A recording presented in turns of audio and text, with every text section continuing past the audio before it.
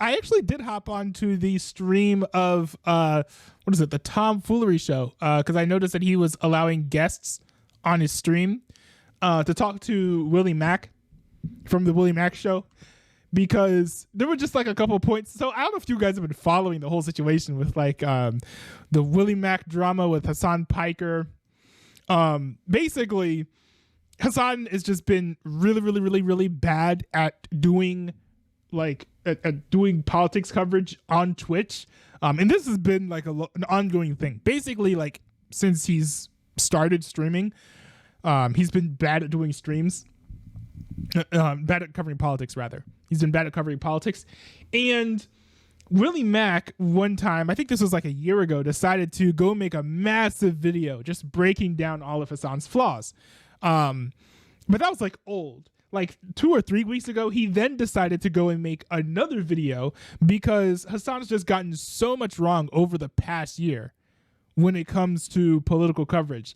Like when it comes to talking about the whole situation with like Russia and Ukraine, he was blatantly wrong on some stuff there, you know, swearing up and down that, you know, Russia would never invade Ukraine. And then as soon as Ukraine got invaded, he swore up and down again that Russia would not bomb Kiev. And then they bombed Kiev. You know, stuff like that. You know, he got stuff about the Al-Aqsa hospital wrong. He's just been blatantly wrong about a lot of stuff. And Willie Mac did like some videos kind of breaking down his most recent blunders. Then Willie Mac went on Hasan's stream and like to debate him about the whole situation. Now, I think it was funny, in my personal opinion. This is just an opinion, conspiracy theory time. But I actually think that Hasan invited Willie Mac because he figured that Willie Mac, being a content creator, wouldn't go on the stream because he very rarely will take the opportunity to actually do a legitimate debate and be challenged.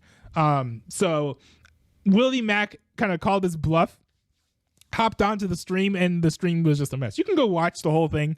But basically, after that whole debate, I had a couple questions for Willie Mac.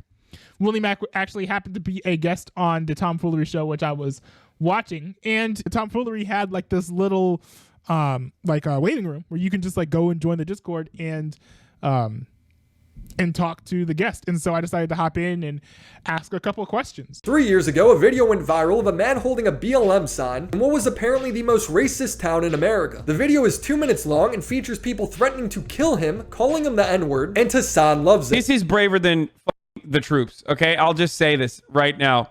What he's doing is, sometimes we use that as a joke. They say like, oh, this man's braver than the troops. But like what he's doing is literally just straight up putting his life on the line without any sort of protection or Kevlar or anything. How many of these people are off-duty cops? Okay, probably 0 of them because none of them tackled him and beat the shit out of him while the camera was on. Gideon saw this video last year and decided to do some citizen journalism to see if this video was an accurate portrayal of the town's citizens. He went there and discovered that the town had a bad rap. I'm not gonna lie, when I did come here and stuff like that, you know, hearing that it's the most racist town in America, I was just, you know, going on expecting it, like, you know, the racism and stuff like that, making a video, you know, like, oh man, this is what happened to me. But as I got here, I realized, I said, I cannot put that connotation on this town because I am not experiencing that, you know? Hasan didn't like Gideon's findings, so he frames him off rip as a white apologist. I thought to myself, not only as a content creator, but also as a black man, I had to go to this town and find out firsthand the truth about the most racist town in America.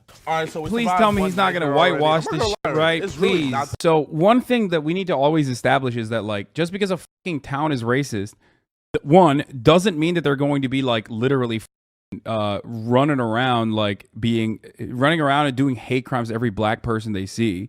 I don't know why Americans have such a twisted and broken understanding of what racism is, which is weird. He's moving the goalpost. He never said Uncle Tom, but No, you said that whitewashing the KKK, that's the same thing. No, it's not, Willie. It's really not. Okay, how can you do that and it not be Uncle Tom? Can you explain that to me? I don't think Gideon's an Uncle Tom. That's how. And he did. That's how. That's how. How can you do that and not be an Uncle Tom, though? How is he not then? Because an Uncle Tom is somebody who specifically caters to white people and their political and you said his audience is all white, and keep going. You are saying he's an Uncle Tom. That's exactly what you're doing. Do you realize that? Now you're putting words in my mouth because No. I'm You Like said you're the saying audience is all like white. opposite. washing to an all-white audience is exactly what you just described. No. Yes, you're calling him an Uncle Tom because that's what an Uncle Tom is. No, Gideon went to a town and said, "I didn't experience racism, therefore there is no racism." How am I doing this twice That in in 1 week? itself, that This is crazy. well, bro, do you think you? Okay, listen. I if do have Tom can another under- if- caller. We gotta. No, let's go to the next Wow. point. Yeah. Let's go to the next point. Billy, go Yeah, to the next but- point. I don't want to kick you out. I didn't mean to interrupt y'all glaze session. Go ahead. Well, he said 10 minutes. I don't. I mean, wasn't- dude, it I wasn't just going- can't help him if he's gonna be that wrong. Like, it's just, you gotta engage. Philly, I don't hate you, bro, but look back at what you said. Look back at this stream when you cool off. So on that last point, the person who was there, I think he seems to be confusing what Gideon's goal was, because he was saying that the video doesn't prove that the town is not the most racist town And I agree in with America. that. I would agree with that statement. Yeah, but I think Yeah. Gideon's point was that he just wanted to see if his experience would be the same as what was in the 2-minute As the video. viral video. That's Yeah. it. That's the whole point. Yeah, Yeah, that's so- all I'm saying. Yeah, but the two main things I wanted to bring up, and by the way, I agree with you on like most of your video. The only thing I disagreed with in your video was that you said that Hasan was basically calling himself an on-the-ground reporter because he said he was bringing his viewers reporting from the ground. He sells himself as an on-the-ground reporter. But if it's between me going live and giving you 10 hours of on the ground, 10 hours of reporting from the ground. This from-the-ground reporting is just him sitting in his room reading tweets. Yeah. I thought, now I could be wrong, but I thought that what he was trying to say was that not that he was being a reporter, but that he was bringing his viewers reporting from the ground by showing tweets that had videos from reporters who were on the ground. Yeah, that is what he was saying. Okay. I agree. Okay. I And was I being do- facetious and just like giving him Yeah. right? The yeah. real weight of like me calling him an on the ground reporter isn't that he's actually an on the ground reporter. We all know he's not, right? Yeah. He does hold his coverage in high and what's the word? High regard. He thinks very highly of his coverage, and then it's only, and he will go ahead and say like, I do a better job, like on Piers Morgan. He goes, I do a better job than most mainstream media. But then at the same time, when he gets in trouble, then it suddenly turns into, well, I'm not a journalist. I don't actually, I'm just a dumb guy that streams on Twitch, right? So it's like he's trying to have it both ways. And I think that meme is just like a really funny way to just kind of poke at him, like about how ridiculous that is.